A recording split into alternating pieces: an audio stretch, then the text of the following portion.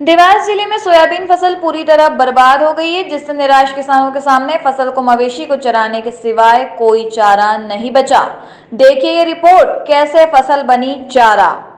जिस फसल से सीजन भर की कमाई होनी थी, अब वही फसल जानवरों के सामने चरने के लिए छोड़नी पड़ रही है। ये हाल देवास जिले में किसानों का हो रहा है, क्योंकि जिन किसानों ने खून पसीने की मेहनत से खेत में सोयाबीन की फसल बोई थी, वह पूरी तरह से खराब हो चुकी है। ऐसे में किसान बेबस और लाचार नजर आ रहा है, क्योंकि फसल खेत में तो खड़ी है, पर सोयाबीन का दाना उस फसल में नहीं बचा, जिससे किसान परेशान है। पहले बारिश ना होने से किसानों की लागत बढ़ी, क्योंकि बारिश ना होने से किसानों को 2 बार बोनी करनी पड़ी। पर अब तेज बारिश के कहर ने किसानों को मेहनत पर पूरी तरह पानी फेर दिया है। अब रही कही कसर, झल्लियों और जड़ों में लगने वाले रोगों ने फसल को बर्बाद कर दिया। अब फसल में लगने वाली सोयाबीन के फसल में दाना नहीं बचा, जिसके चलते खेत में खड़ी फसल की कटाई कराने का संकट खड़ा हो गया है, जिससे परेशान किसान सोयाबीन की फसल मवेशियों को चराने के लिए मजबूर है, क्योंकि खेत खाली कराने के लिए किसानों को मजदूरी का बोझ उठा पाना मुश्किल हो रहा है। परेशान किसान लगातार शिवराज सरकार से मुआवजा देने की मांग कर रहे हैं। बीते हफ्ते देवास जिले में किसानों ने प्रदर्शन भी किया। इसी को लेकर देवास बीजेपी जिला अध्यक्ष व अन्य कार्यकर्ताओं ने जिलाधीश चंद्रमौली शुक्ला से मिलकर किसानों की फसल का सर्वे कराने का आग्रह किया। सोयाबीन में कुछ भी नहीं है, सब पीले पड़ गए हैं। दाने नहीं है सोयाबीन में? दाने नहीं है, खाली फली चपड़ा गई। तो आप सीधे इसको बखर रहे हैं? बखर ही रहे हैं हम तो। मैं तो बखर के आ रहा हूँ बिहार, सब नुकसान हो गया।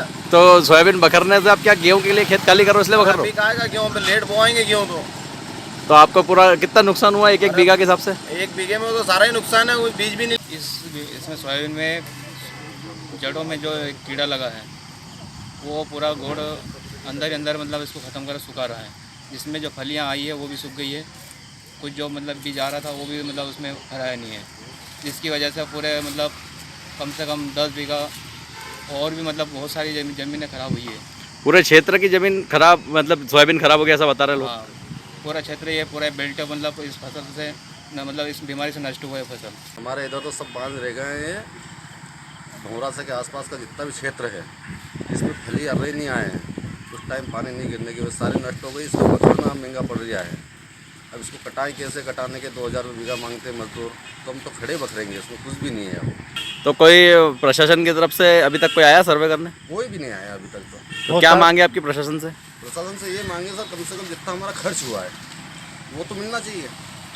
बहुत सारे लोगों ने जैसे इसको गाय जानवरों को खिला रहे हैं, तो क्या करें? तो सर क्या करें, जानवरों को खिलाना, जानवर भी नहीं खाते हैं। तो खराब इतनी स्थिति हो गई इसकी। 2 महीने आज 15 दिन का स्वाइन हो गया है, 95 स्वाइन है, 90 दिन का है।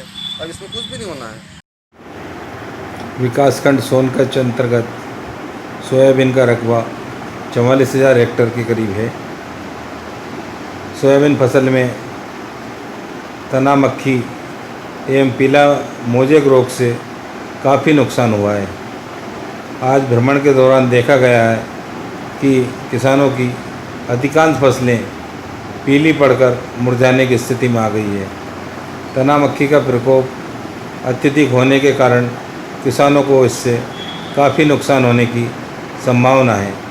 किसानों को सलाह दी गई है कि शासन द्वारा बीमा कराने की तिथि बढ़ाकर 31 अगस्त कर दी गई है। जिन किसानों द्वारा बीमा नहीं कराया गया है, वे अपने संबंधित बैंकों में जाकर बीमा करा सकते हैं। एवं किसानों को सलाह दी गई है कि जिन खेतों में सोयाबीन फसल अच्छी स्थिति में है, वो वहाँ पर कीटनाशक औषधियों का प्रयोग करके अपनी फसल को बचा सकते हैं।